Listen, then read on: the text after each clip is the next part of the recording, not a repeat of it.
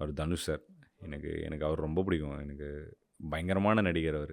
அவர்கிட்டருந்து நெறைய லேர்ன் பண்ணணும்.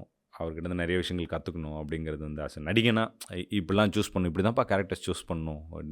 டிஃப்ரெண்ட்டா பண்ணணும். நெறைய விஷயங்கள் பண்ணணுங்கிறது வந்து எனக்கு ஒரு பெரிய இன்ஸ்பிரேஷன். அவர் கூட வொர்க் பண்ணணும்னு எனக்கு ரொம்ப ரொம்ப ஆசை. அதுக்கப்புறம் நானு அவரு அவர் சிவகார்த்திகேயன் அவர பார்த்து தான் நான் சினிமாக்குள்ளேயே வந்து இந்த ஆமா இன்ஸ்பிரேஷனே வந்து அவர் தான். எனக்கு அவருக்கு கூட ஜாலியா ஒரு படம் பண்ணணும். இல்லன்னா, அவரு அவரு சிவான் இதுவரைக்கும் பண்ணாதது வந்து ஒண்ணு பண்ணணும்.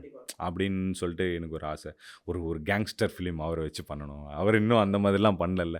எனக்கு அந்த மாரி பண்ணணும் அப்படிங்கிறது வந்து ஒரு ஆசை. அதுக்கப்புறம் எனக்கு ஒரு பெரிய ஆசை ஒண்ணு இருக்கு. அது என்னன்னா, அம் நான் இந்த F1 அந்த ரேசிங் அதெல்லாமே பார்ப்பேன். ஸோ எனக்கு அஜித் சார வச்சு ஒரு ரேசிங் ஃபிலிம் பண்ணணும். செம காம்பினேஷன். ஆமா, ஆமா. அந்த அந்த நிக்கிலோட வச்சு ஒரு ஃபிலிம்லாம் பண்ணியிருப்பாங்க. செம்மையா இருக்கும். அந்த மாரி ஃபிலிம் வந்து தமிழ்ல இவர வச்சு தான் பண்ண முடியும். அந்த மாரி ஒரு ஃபிலிம் பண்ணணுன்ட்டு ரொம்ப ஒரு ஆசை இருக்கு. கண்டிப்பா.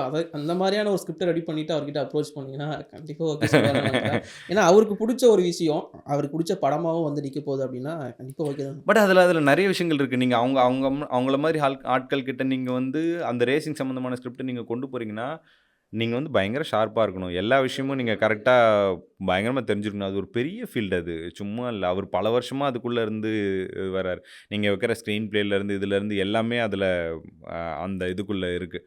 ப்ராப்பரா கொண்டு போணும். ப்ராப்பர் ஸ்டடியோட கொண்டு போலன்னா நமக்கு அது சரியா இருக்காது. அந்த ஸ்டடியோட கொண்டு போணுன்றது ஒரு ஆசை இருக்கு.